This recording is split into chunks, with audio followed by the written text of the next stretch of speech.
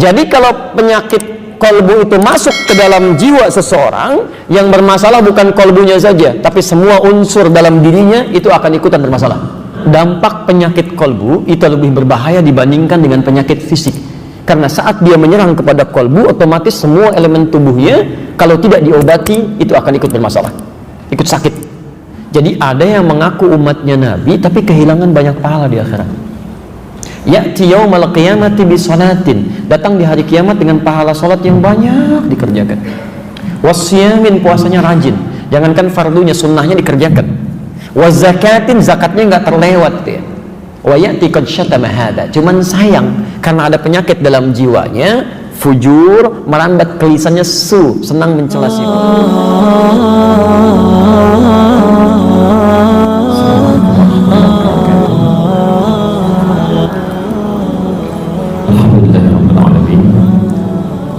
Wassalamu ala Rasulillahil Karim wa ala alihi wa sahbihi ajma'in. Amma ba'd. Fa ya ibadallah, usi nafsi wa iyyakum bittaqwallahi faqad fazal muttaqun. Fala tamutunna illa wa antum muslimun.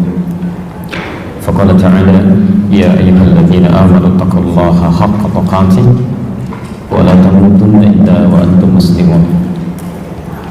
Bapak dan Ibu sekalian, alhamdulillah hari ini kita kembali diberikan kesempatan oleh Allah Subhanahu wa taala untuk melakukan aktivitas. Semoga aktivitas kita hari ini mendapat bimbingan dari Allah Subhanahu wa taala. Dengan itu insyaallah bisa menjadi lebih baik dibandingkan dengan hari-hari sebelumnya yang telah kita lalui. Hari ini kita akan coba menutup tahun pertemuan kita dengan mengambil materi penutup dari pembahasan tentang iri hati dan dengki, yaitu proses mengobati penyakit iri hati atau dengki. Ini bagian terpenting dari pembahasan tazkiyatun nafas, selain pembahasan pertemuan lalu yang telah kita selesaikan, yaitu aspek pencegahan. Saya harap Bapak Ibu nanti bisa fokus pada materi yang akan kita coba bahas. Pertama, karena waktu kita sangat terbatas. Yang kedua, karena ini bagian terpenting dari pembahasan tazkiyatun nafas. Anda mengetahui penyakitnya tapi tidak tahu cara mencegah dan mengobatinya, maka itu menjadi sia-sia untuk kita kemudian aplikasikan dalam kehidupan kita. Orang tahu sombong itu penyakit, tapi sudah tahu itu penyakit masih ada aja yang sombong gitu. Orang tahu iri hati itu bermasalah, tapi sudah tahu itu bermasalah masih ada aja yang iri kan? Ini menunjukkan bahwa orang dimaksud belum mengetahui bagaimana cara mencegahnya atau juga tidak mampu untuk mengobatinya. Pertemuan lalu sudah kita bahas bagaimana cara mencegah penyakit ini supaya tidak dibawa oleh setan ke dalam diri kita. Tapi juga bila indikasinya, ini yang penting, ternyata ciri-ciri penyakit ini sudah melekat pada diri pribadi seorang muslim, maka bagaimana kemudian Al-Quran dan hadis Nabi SAW menuntun kita untuk bisa mengobati atau mengeluarkan penyakit itu dalam diri setiap insan beriman. Ini topik pertemuan kita hari ini. Semoga Allah memberikan kemudahan pada apa yang kita bahas, kemudian bisa kita pahami dengan mudah dan bisa kita amalkan dalam kehidupan kita. Saya ingin berikan bandingan dulu, dan kita akan coba setiap detilnya untuk bisa menampilkan istilah-istilah Al-Quran sehingga mudah dipahami oleh kita dan punya argumentasi. Ya, saya ingin bangun dulu satu dasar pemikiran yang utuh Bu ya Pak ya. Jadi jangan sampai kita memberikan satu pandangan tertentu hanya berdasar asumsi tanpa argumentasi. Jadi biasakan kalau kita ingin menyampaikan sesuatu punya argumentasi, dalil yang jelas. Termasuk mohon maaf ya, dalam hal-hal yang sifatnya pun sepele, hanya sekedar menerima informasi gitu. Aturan Quran itu beda. Ya, informasi dunia saja kata Quran, kalau belum jelas akurat informasinya, jangan kita telan bulat-bulat, apalagi kita sampaikan lagi pada orang lain. Itu keliru. Ya. Quran surah 49 ayat yang ke-6. Ya, Allah menyampaikan, ya ayyuhalladzina amanu, hei orang-orang yang masih merasa punya iman. Ibu tolong garis bawahi kalimat ini ya. Ada rumus di Quran, kalau ada ayat dibuka dengan kalimat iman, itu artinya informasi yang disampaikan Pak, itu menjadi indikator keimanan kita. Jadi semakin Anda merespon ayatnya dengan baik, itu menunjukkan iman kita cukup baik di situ. Tapi kalau Anda abai dengan isi ayatnya, ini menunjukkan iman dimaksud sedang bermasalah. Saya beri contoh, misal kalimat iman pertama di Quran di surah kedua Al-Baqarah ayat yang ketiga, posisi paling kiri di pertengahan, kan? Agak ke atas sedikit. Alladzina yu'minuna bil ghaib wa yuqimuna shalah. Yaitu orang-orang yang telah menyatakan dirinya beriman pada yang gaib, pada Allah yang tidak nampak, lalu dia buktikan imannya dengan cara menunaikan sholat. Kalimat sholat itu diawali dengan kata iman.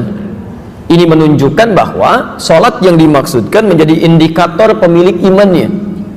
Jadi kalau ada orang semangat menunaikan sholat, ya misal subuh sekarang itu di Bekasi jam 4 lewat 10 misalkan, tiba-tiba ada orang jam 3 sudah bangun, dia sudah tunaikan sholat, sudah zikir, tahajudnya dia tunaikan, padahal sholat subuh belum dipanggil. Itu menandakan imannya sedang kuat. Tapi kalau misalnya dipanggil jam 4 lewat 10, Anda datang jam 4 lewat 10, itu iman standar namanya. Awas ya, standar, jadi nggak kuat, nggak lemah. Ya, Bapak punya jam kerja jam 8, Anda datang jam 8, kan standar kan? Kalau Anda datang jam 7 itu hebat namanya. Ya.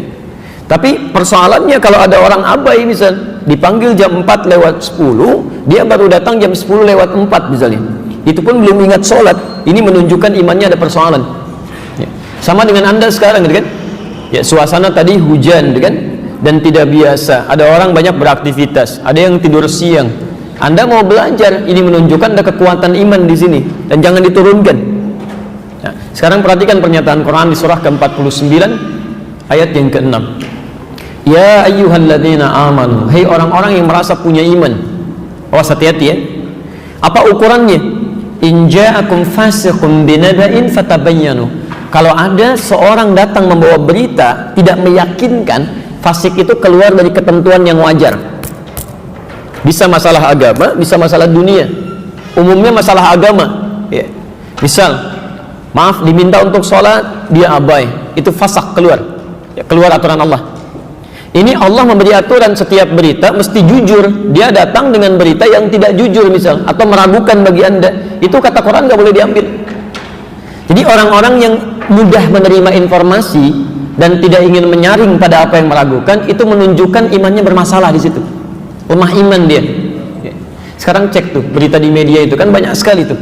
Ya, ambil sini, copy sini, paste, sebarkan lagi, sampaikan lagi. Bahkan kata Nabi, cukup dikatakan seorang itu pendusta. Awas, hati-hati ya. Cukup dikatakan seorang pendusta jika dia menerima berita tanpa menyaring kemudian menyebarkannya lagi. Awas, hati-hati. Kafa bil mar'i kadziba. Cukuplah seorang dikatakan pendusta hanya sekedar menerima berita tanpa menyaring disebarkan lagi dan terbukti itu salah itu. Ya. Awas, penyebar berita hoax itu sama dengan pembuatnya. Penyebar berita palsu itu sama dengan pembuatnya. Hati-hati ya, ya. Jadi ini hal-hal yang kadang-kadang jadi ukuran dalam kehidupan kita. Semakin kita bisa menerapkan aturan dengan baik, itu pertanda keimanan sedang baik. Nah, kaitan dengan persoalan kita saat ini, ada persoalan-persoalan yang dalam pembahasan Al-Quran dan hadis Nabi SAW mendapatkan perhatian yang begitu tinggi. Di antaranya bagaimana cara mengobati penyakit kolbu yang kita beri contoh di sini dengan pembahasan sifat iri hati. Seperti dokter yang menyampaikan aspek pencegahan sebelum penyakit datang, kita pun telah bahas bagaimana mencegah penyakit iri hati di pertemuan yang lalu. Hari ini kita akan coba bahas jika penyakit itu terlanjur tembus pada pertahanan kita, kemudian nampak cirinya dalam kehidupan kita, bagaimana kemudian Al-Quran dan hadis-hadis Nabi memberi petunjuk untuk menyembuhkannya. Sekarang saya berikan teori dasar sebentar ya, sebagai pemahaman kita, dan biasakan untuk memahami segala sesuatu dengan baik ya. Satu, penyakit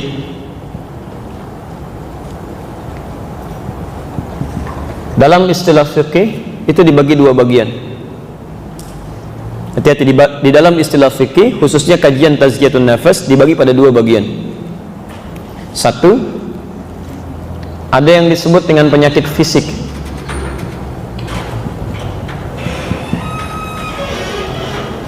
Pelan-pelan ya. penyakit fisik, ya. Sakit kepala, sakit kaki, sakit perut itu fisik. Penyakitnya disebut dengan daun. Saya tuliskan daun. Penyakit fisik. Obatnya disebut dengan dawa namanya. Dawaun. Kalau Anda umrah, ya, atau haji, menemukan tulisan dawa, itu artinya obat. Ya. Sekarang perhatikan tuntunan sunnah, ya, dari Nabi Sallallahu Alaihi Wasallam. Ada seorang sahabat sakit fisiknya, dia terkena penyakit fisik, kemudian mengadu pada Rasulullah, ya Rasulullah, mohon berdoa, mintakan supaya saya disembuhkan. Apa jawab Nabi? Ini yang paling menarik, ini sunnahnya. Kata Nabi, idzhab ila tabib. Berdoa bagus, tapi kemudian kata Nabi, pergi ke dokter, ya. Tabib dalam bahasa Arab disebut dengan tabib, ya. Ditulis dalam bahasa kita tabib. Tabib itu bukan tukang obat, ya, hati-hati. Tabib itu dokter, bukan tukang obat. Jadi kalau orang Arab bilang tabib, itu maksudnya pergi ke dokter yang berlisensi, yang punya spesialisasi tertentu sesuai dengan penyakitnya. Awas, fokus, ada istilah-istilah yang kalau ke kita itu suka berubah pemaknaannya, ya. Pernah mendengar kata mujarab? Mujarab, obat mujarab misalnya, kan? Apa artinya mujarab? Halo? Cepat sembuh, ya, tuh sudah keliru, kan? Baik. Kalau yang tidak cepat sembuh apa? Baik, ya. Mas, mujarab itu asalnya bukan manjur, bukan cepat sembuh. Jamu manjur, jamu mujarab gitu, ya. Bukan. Mujarab itu artinya dari kata jaraba atau tajribah. Asalnya begini. Tajribah. Akar katanya dari kata jaraba. Artinya yang diuji klinis. Yang telah lewat uji klinis, diuji dulu. Hasilnya disebut dengan mujarab. Ini hasilnya. Jadi obat mujarab itu maksudnya obat yang telah diuji secara klinis dan terbukti memang ada dampak baik, ya, bagi orang yang mengkonsumsinya. Jadi mujarab itu bukan obat yang sekedar manjur, tapi telah diuji dulu secara klinis, ya, dipraktekkan ke hewan tertentu atau yang punya kesamaan dari sisi DNA-nya dan sebagainya. Setelah diketahui betul, benar, ada prakteknya, baru kemudian ditetapkan dan bisa dikonsumsi oleh orang yang memiliki penyakit sesuai dengan kadarnya. Jadi bukan manjur, ya, hati-hati. Ada mungkin tukang jamu atau tukang obat yang lainnya mengatakan jamu mujarab, tapi belum pernah diuji. Mungkin Anda yang jadi uji cobanya gitu, ya. Baik, jelas, ya? Baik. Jadi ini bagian pertama yang mesti kita pahami dulu. Jadi izin, mohon fokus. Sunnah nabinya kalau Anda sakit secara fisik, silahkan berdoa kepada Allah minta kesembuhan. Sunnah pertama dulu. Sebelum apa-apa dikerjakan, bermohon kebaikan dulu pada Allah. Nah, doa ini nanti yang akan menghadirkan bimbingan dari Allah kepada kita untuk menuntun pada dokter yang benar. Kadang-kadang di perjalanan suasana hati bisa berubah, Pak. Atau dibuat situasi misalnya kena macet, kena kondisi tertentu, Anda dipalingkan pada dokter yang benar oleh Allah, yang memang fokus pada penyakit Anda, tidak menambah biaya yang macam-macam, kan? Tidak menghadirkan segala hal yang tidak Anda butuhkan. Tidak sedikit penyakit yang memang hanya tuntas dengan air putih, diminta minum yang lain misalnya. Kan ada persoalan serius di sini. Maka adabnya, kata Nabi, berdoa kepada Allah, kemudian ikhtiar pergi ke dokter, ya. Jadi salah kalau orang misalnya diberikan penyakit fisik, ya, datangnya misalnya, maaf, ya, ke tempat-tempat yang tidak diperkenankan, tidak sesuai dengan pandangan Nabi ini. Yang kedua, ada penyakit kolbu, sering disebut istilah kita dengan penyakit hati. Saya tulis pakai bahasa Arabnya, qalbun.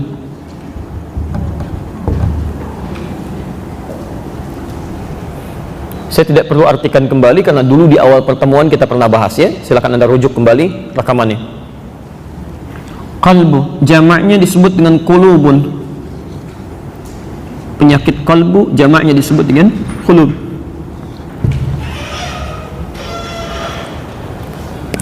Bila yang dimaksudkan penyakit kalbu Maka istilahnya oleh Al-Quran, dan ini yang mendapat perhatian dari Al-Quran, hati-hati ya. Baik, istilahnya tidak disebutkan dengan daun, tapi diistilahkan dengan maradun, marad. Berbeda istilahnya. Saya ulang. Yang kedua, penyakit kolbu sering disebut dengan penyakit hati, ya. Iri hati, sombong, ria, kan?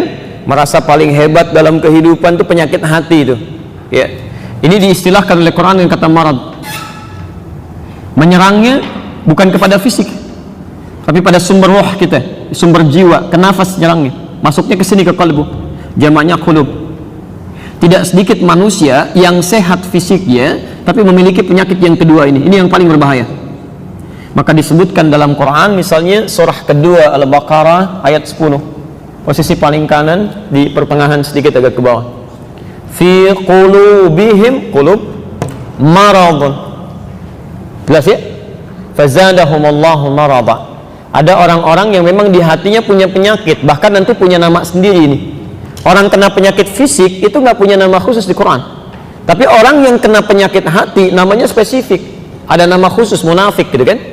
Baik. Pelan-pelan ya. Ini obatnya disebut dengan syifa. Disebut dengan syifa. Syifa'un. Quran surah ke-17 ayat 82. Saya belum tuliskan tadi. Quran surah ke-17 Al-Isra ayat 82. Posisi paling kiri di pertengahan, agak sedikit ke bawah. Wa nunazzilu minal Qur'ani ma huwa syifaa'un wa rahmatun lil mu'minin. Wa nunazzilu minal Qur'an, dan kami turunkan ayat-ayat dalam Al-Quran. Saya ulang, kami turunkan ayat-ayat dalam Al-Quran ma huwa syifaa'un, yang isinya bisa jadi obat. Awas, hati-hati ya, bisa jadi obat, petunjuk untuk mengobati penyakit hati, penyakit kalbu. Jadi kalau ada di antara kita misal, atau kerabat kita, tetangga ya, misal yang teridentifikasi terkena penyakit kalbu, iri hati, sombong, itu nggak usah pergi ke dokter, nggak akan ketemu obatnya pak. Nggak percaya silahkan cek. Dok, ini tensi saya tinggi nih, kenapa? Nggak tahu, tiba-tiba saya marah sama orang itu. Memang kenapa perasaan bapak? Saya iri lihat keadaan dia. Nggak ada obatnya, silahkan cek aja, nggak akan ketemu tuh ya. Nggak ada, kata Quran cuma satu. Allah hanya firmankan wa nunazzilu minal Quran, kami turunkan ayat-ayat Quran dengan ma huwa syifaa'un, yang isinya itu bisa menjadi obat dari penyakit yang mungkin diderita, penyakit kalbu maksudnya. Jelas di sini? Nah, alasan dari sinilah kemudian kita coba akan tuangkan ayat-ayat Quran yang terkait dengan obat penyakit-penyakit kalbu ini, lebih spesifik terkait pembahasan sifat iri hati. Jadi kalau kira-kira ditemukan gejala-gejala seperti ini nampak dalam kehidupan kita, apa obatnya kata Quran? Mungkin kita tidak, tapi dalam keluarga mungkin bisa terasa seperti itu ya. Nanti kita lihat gejala-gejalanya ya, dan bagaimana kemudian obatnya diturunkan. Sekarang kita ambil dulu bahasan bagian pertama ya. Sudah?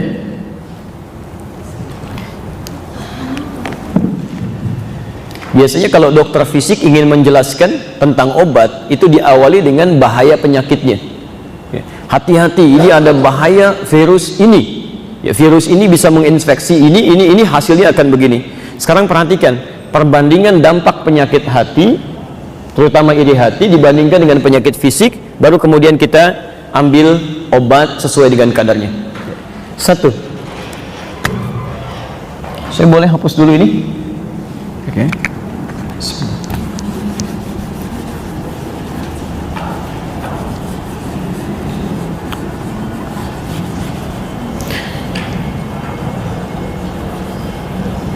Bapak Ibu sekalian, Quran surah ke-91 Asy-Syams ayat 7 sampai 10 disambungkan ke Quran surah ke-12 Yusuf ayat 53. Quran surah 91 Asy-Syams ayat 7 sampai 10 disambungkan ke Quran surah ke-12 ayat 53.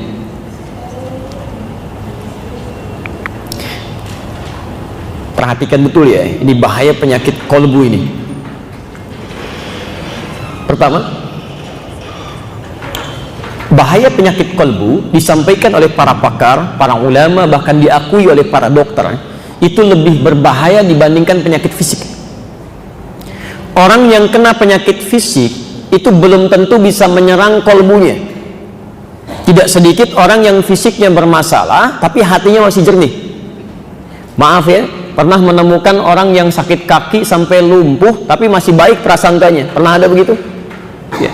Masya Allah, Agim tuh punya adik dulu kan, adiknya lumpuh ya, kena penyakit luar biasa, tapi prasangkanya pada Allah baik selalu gitu ya, ibadahnya rajin, prasangkanya baik. Saat yang lain mengumpulkan uang, malah beliau dermakan uangnya, macam-macam. Tidak selalu penyakit fisik itu akan berdampak pada keadaan hatinya. Saya di Bekasi pernah ditanya beberapa pekan yang lalu ya, seorang nenek bertanya, Pak, diwakilkan pada seorang bapak ya, Ustadz, saya ini lumpuh katanya ya, lumpuh, sholat saya sambil duduk, bagaimana keadaan sholat saya, diterima nggak? Saya sampaikan, Masya Allah Bu, ibu lumpuh masih mau sholat. Tidak sedikit orang yang jalan di sana dia nggak mau sholat. Ada orang kakinya divonis lumpuh secara medis masih mau sholat, Pak ya. Orang yang bisa lari-lari, Masya Allah, sebelum adzan subuh udah olahraga lari, tapi sholat ditinggalkan ya. Tidak sedikit yang didapati demikian. Jadi penyakit fisik itu belum tentu bisa berdampak buruk pada keadaan kolbunya, tapi sebaliknya, orang yang terkena penyakit kolbu itu sudah pasti akan berpengaruh pada fisiknya. Dua-duanya ikut sakit itu ya. Lihat keterangan ayatnya, wa nafsi wa ma sawaha, demi jiwa yang telah kami sempurnakan penciptaannya. Dalam kolbu itu ada nafas ya. Fa alhamaha fujuraha wa taqwaha, dalam jiwa itu kami ilhamkan dua sifat yang saling bertolak belakang. Itu sudah pasti itu ya. Satu disebut dengan sifat takwa, dorongan kebaikan.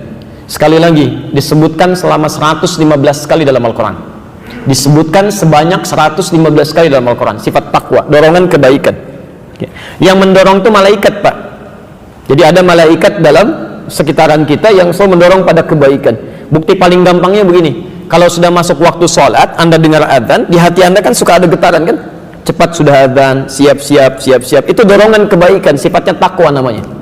Jelas di sini? Sisi yang lain ada nafsu.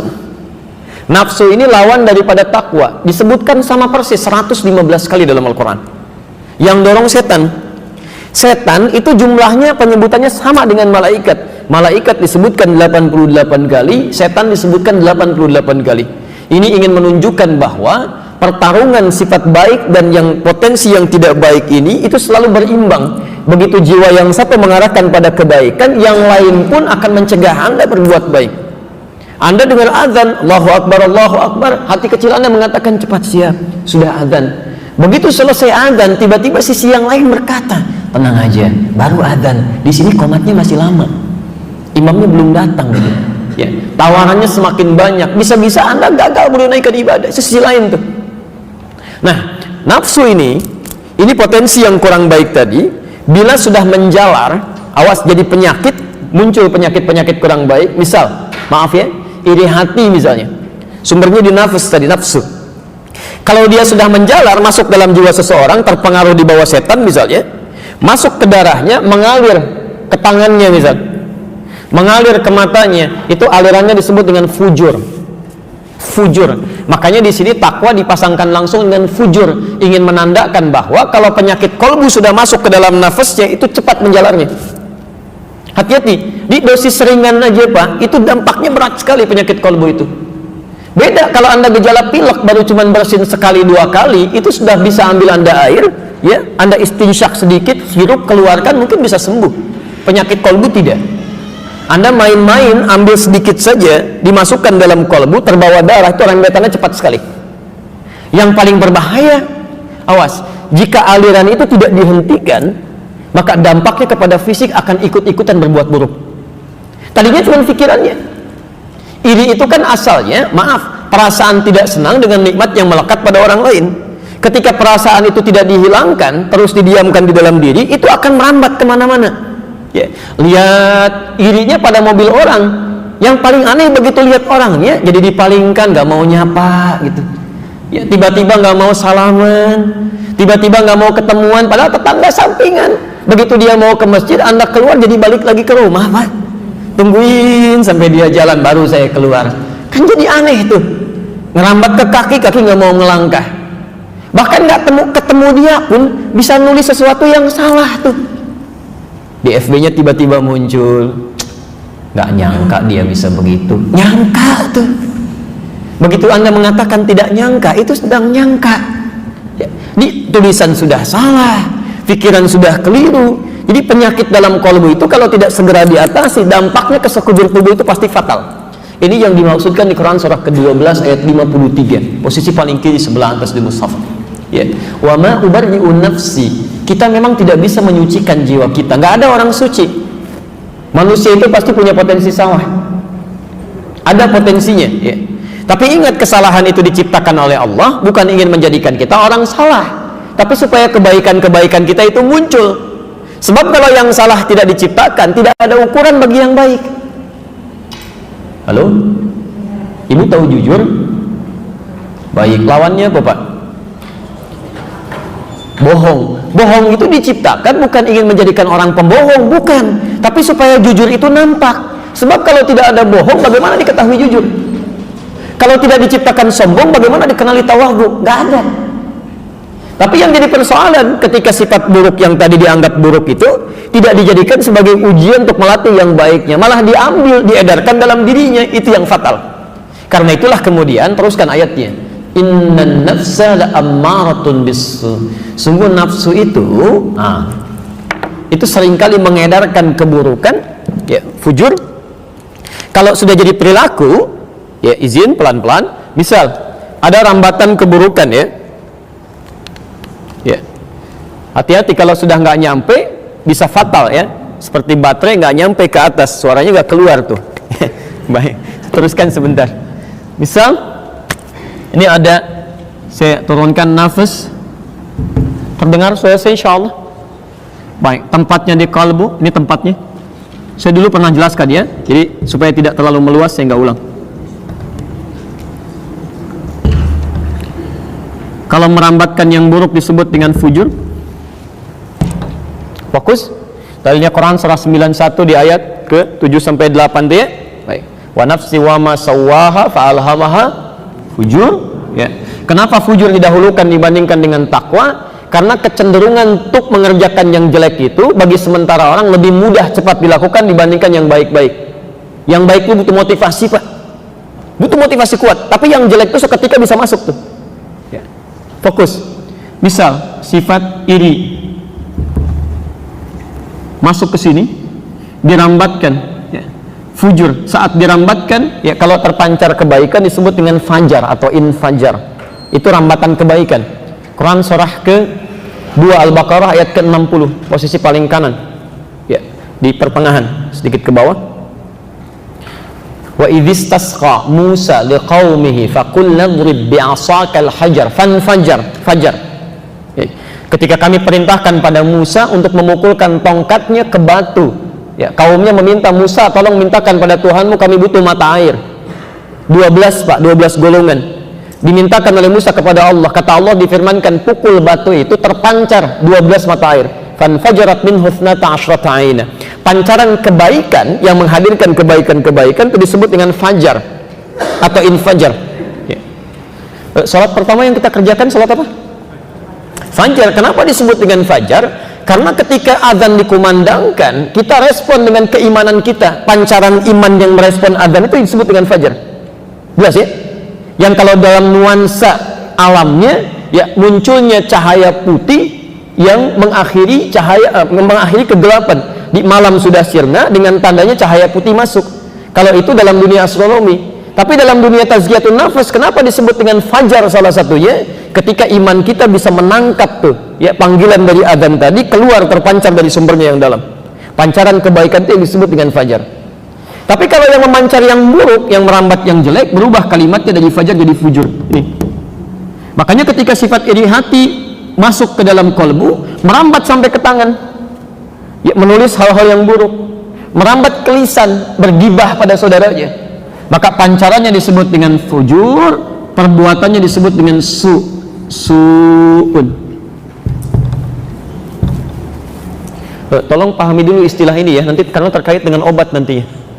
Ya, tolong pahami istilah-istilah di Quran, karena nanti ada rumusan-rumusan yang sistematikanya ini mengarah kepada obatnya, solusinya.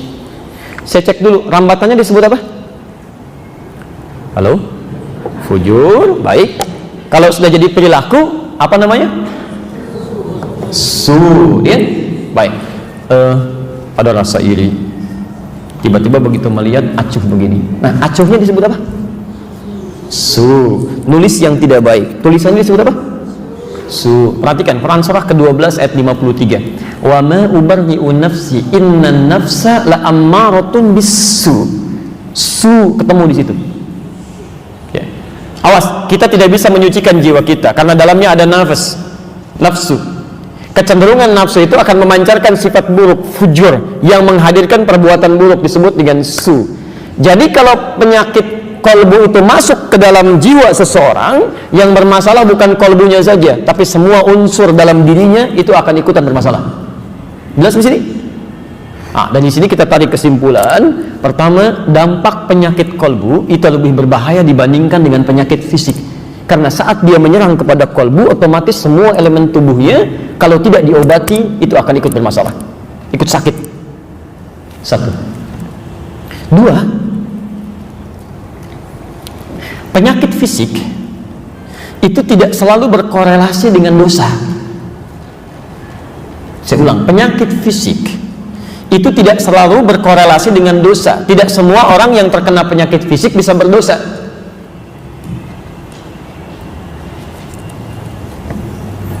Maaf, apakah kepeleset kaki itu dosa? Tidak. Wah, kalau kepeleset kakinya dosa, ya kasihan banget yang banyak kepeleset. Hujan, depan licin kepeleset, dosa ya. Kasihan banget itu ya. Kena kulit pisang, dosa. Enggak. Jadi tidak semua orang yang kena penyakit di fisiknya itu bisa menghadirkan dosa. Terus saya mau tanya, kepeleset lisan dosa enggak? Dosa. Dan tidak sedikit orang-orang yang mempelesetkan lisannya jadi bermasalah dalam hidupnya. Kalau sudah kena lisannya, itu fisiknya juga jadi kena tuh. Apalagi kalau lisannya dipersoalkan dengan Allah, udah kemana aja susah itu. Ya, gak usah bayangin macam-macam ya. Saya bicara yang konteks khusus di sini. Jadi saya mau tarik dulu sebentar. Orang yang kena penyakit kolbunya, dampak paling bahayanya bukan cuma fisiknya bermasalah, tapi akan cenderung menghadirkan banyak dosa dalam hidupnya.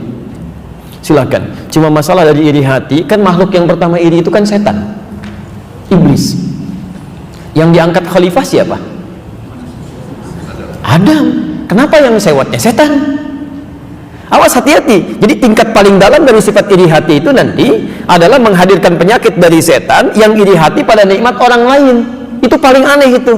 Yang punya orang, kenapa Anda yang ribut? Pot tetangga yang bagus, kenapa Anda yang bikin status? Orang lain yang beli kulkas, kenapa Anda yang marah-marah? Kalau ada orang terkena seperti itu tandanya sedang ada keadaan setan pada dirinya, itu sedang dibawa itu, dan tidak mudah itu mengatasinya. Ya. Jelas sampai sini? Pelan-pelan ya. Nah, apa yang terjadi pada iblis menjadi setan yang kemudian muncul sifat iri hatinya? Silahkan cek. Pertama kali yang terjadi pada makhluk ini, mohon maaf, itu melahirkan penyakit-penyakit yang lain, dosa-dosa yang lain. Di dahsyatnya iri hati itu kalau nggak segera diobati, itu akan menghadirkan penyakit lain yang menghadirkan banyak dosa dalam kehidupannya. Quran surah ke-7, ini belum dituliskan, ayat 12. Ayat 12. Kalau mau diselesaikan sampai ayat 21-nya. Dari ayat 12.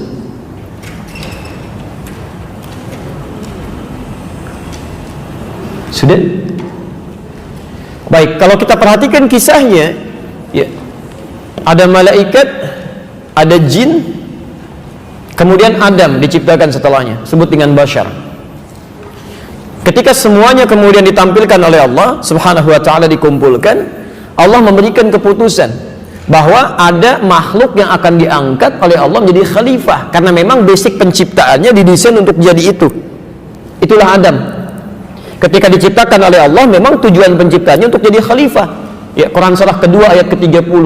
Inni ja'ilun fil ardi khalifah. saya mau jadikan nanti seorang hamba punya tugas khalifah di muka bumi. Dipilih Adam. Yang paling aneh ketika Adam dipilih, semua makhluk diminta hormat kepada Adam. Hormatnya itu diminta sujud, maaf ya, bukan karena Adam layak untuk disujudi, tidak, tapi karena Allah ingin menguji dengan perintahnya. Jadi kalau kita diminta sujud misalnya setiap hari dengan sholat, sebetulnya Allah nggak butuh dengan sholat kita, Pak, Bu. Semuka bumi tidak sujud kepada Allah, tidak akan menurunkan status Allah sebagai Rabb, sebagai Tuhan. Kita yang butuh. Nah, makhluk ini dari kalangan jin tidak mau sujud kepada Adam. Maka dari itu difirmankan oleh Allah. Perhatikan kalimatnya. Ma mana'aka alla tasjuda idh amartuk. Kata Allah, apa yang menghambat kamu tidak mau sujud kepada Adam ketika saya perintahkan? Di Allah menegaskan, sujud itu bukan karena kamu harus sujud pada Adam, karena perintah saya, kamu harus taat. Makhluk ini nggak mau. Apa jawabannya? Perhatikan. Sifat asalnya, dia iri kenapa Adam yang ditugaskan sebagai khalifah, bukan saya. Jelas ya? Tapi yang paling menarik, ketika sifat iri itu tidak diselesaikan pada saat itu, seketika, dengan berprasangka baik kepada Allah, maka yang terjadi, perhatikan, ana khairin minhu, saya lebih hebat dibanding dia. Khalaqtani min narin wa khalaqtahu min tin. Saya diciptakan dari api, dia dari tanah. Tidak level. Yang lebih hebat harus sujud kepada yang lebih rendah. Perhatikan, kalimat pertama iri hati, tidak diobati, muncul sombong. Muncul sombong. Ya, saya kan kemarin sampaikan kan, di antara bentuk sifat iri hati itu salah satu caranya setan datang lewat sifat merasa kurang. Ya, Anda misalnya maaf, ya berkarir di satu perusahaan, teman Anda yang junior tiba-tiba levelnya dinaikkan langsung ke level direktur, setan datang itu. Harusnya sih bukan dia, saya duluan masuk, kenapa dia duluan? Ya, Masya Allah asalnya begitu. Tapi ketika nimbrung di sekitarnya, emang kenapa? Ilmunya aja paling segitu tuh, dan naik lagi. Jadi tanpa disadari itu merambat. Kalau nggak diobati dengan segera, itu tangan akan bermasalah, kaki akan bermasalah, mata akan bermasalah, lisan akan bermasalah. Jadi penyakit ini, mohon izin, iri hati ini saking bahayanya menjadi pangkal dari sumber penyakit-penyakit yang lain yang menghadirkan banyak dosa. Kalau Anda ingin tahu bagaimana cara mengambil, maaf ya, cara munculnya dosa ini dan mengambil kebaikan-kebaikan kita, maka kita lihat salah satunya, saya tandai dulu, di hadis riwayat Abu Daud nomor hadis 4257. Ini sudah diambil. Awas, hati-hati ya.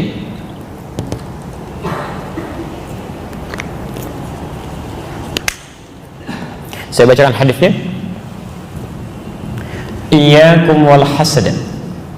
Kata Nabi, waspadalah dengan penyakit iri hati, dengki. Iyyakum wal hasad. Waspadalah dengan penyakit iri hati, dengki. Bapak Ibu, saya izin berikan satu rumus penting ya dalam ilmu bahasa terkait dengan bahasan hadis. Ini memang agak dalam sedikit, tapi insya Allah bisa Anda pahami saat membaca hadis nanti ya. Kalau ada kata iyyakum, misal iyyakum dalam satu kalimat setelahnya menggunakan huruf wawu dan harokatnya fathah, itu artinya, mohon izin ya, artinya ada sesuatu yang berbahaya besar di situ yang harus segera ditinggalkan. Iyyakum wa, itu pasti ada masalah serius di situ yang harus segera ditinggalkan. Dampaknya besar sekali. Saya ambil padanan di sini. Misal di hadis Muslim, kalau punya kitabnya dari 9 jilid yang pertama Syarah Imam An-Nawawi halaman 119 posisi